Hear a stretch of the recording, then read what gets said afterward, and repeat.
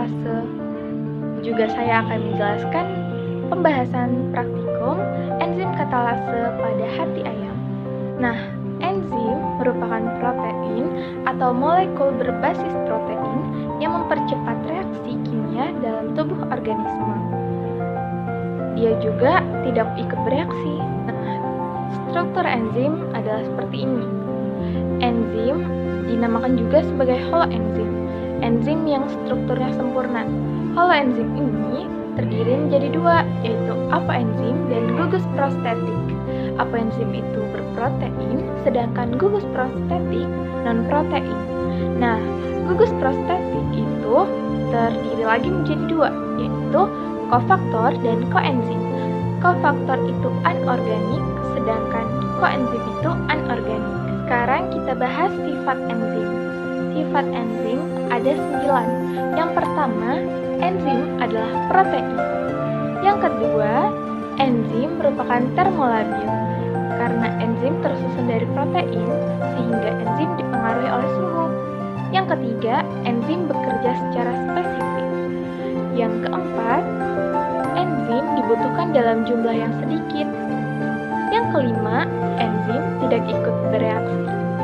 Yang keenam, enzim dapat digunakan berulang kali. Yang ketujuh, enzim bekerja sangat cepat. Yang kedelapan, enzim menurunkan energi aktivasi, yaitu energi awal yang dibutuhkan untuk mengubah suatu substrat menjadi produk. Yang kesembilan, enzim bekerja bolak-balik. Artinya, enzim bisa berfungsi untuk memecah substrat menjadi produk dan sebaliknya. Nah, kita sekarang bahas cara kerja enzim. Konsep dasar cara kerja enzim adalah dengan mengkatalis reaksi dengan menurunkan energi aktivasi. Kayak gini nih. Ada dua teori yang mengemukakan tentang cara kerja enzim. Yang pertama ada lock and key teori. Lock and key teori ini dikemukakan oleh Fischer. Teori ini mengatakan bahwa enzim memiliki bentuk tertentu yang hanya sesuai dengan satu substrat saja. Jadi dia bekerja secara spesifik, kayak gini. Yang kedua ada induced feed theory. Induced feed theory ini dikemukakan oleh Daniel Koshland. Daniel Koshland mengemukakan bahwa sisi aktif enzim lebih fleksibel dalam menyesuaikan substratnya. Jadi walaupun seperti ini, dia bisa menyesuaikan substrat. Kayak gini. Sekarang, faktor yang mempengaruhi kerja enzim. Yang pertama ada suhu, yang kedua ada pH, yang ketiga ada konsentrasi enzim dan substrat, yang keempat ada pengaruh zat penggiat atau zat aktivator, dan yang kelima ada pengaruh zat penghambat atau inhibitor.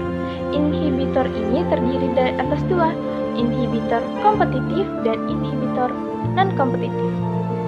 Sekarang kita bahas pembahasan praktikum enzim katalase pada hati ayam. Sebelumnya, mari kita simak uraian berikut ini. Baik, kita siapkan 5 tabung. Nah, pada tabung yang pertama, berisi ekstrak hati ditambah H2O2. Nah, ini menyebabkan gelembung-gelembung udara yang banyak. Ini membuktikan bahwa enzim katalase yang terdapat di hati ayam mengubah H2O2 menjadi H2O. Pada waktu dimasukkan bara api ke dalamnya, timbul nyala api. Hal ini membuktikan H2O2 juga diuraikan menjadi O2. Nah, pada tabung yang kedua, berisi ekstrak hati ditambahkan H2O2 plus HCl. Nah, HCl di sini dimaksudkan untuk membuat ekstrak dalam keadaan asam. Pada percobaan ini, terjadi sedikit gelembung udara dan api menyala.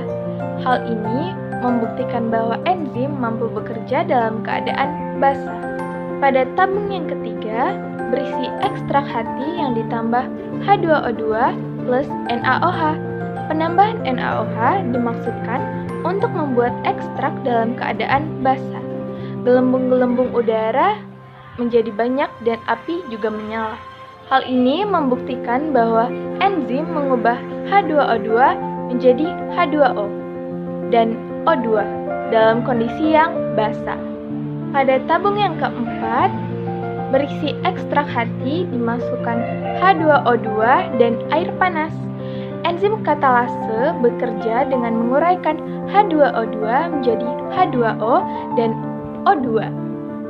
Hal ini disebabkan karena enzim katalase tidak rusak apabila bekerja pada suhu 100 derajat Celcius atau suhu yang optimum dan pada kondisi asam maupun basah. Nah, pada tabung yang terakhir atau tabung yang kelima, berisi ekstrak hati yang dimasukkan H2O2 dan air dingin.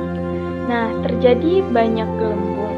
Artinya, apabila enzim katalase berada pada suhu netral, mampu bekerja dengan baik dan juga terjadi nyala api. Baik, sekian pembahasan tentang enzim dan pembahasan tentang praktikum enzim katalase pada ekstrak hati ayam. Kiranya dapat bermanfaat bagi kita semua. Terima kasih. Salam sehat.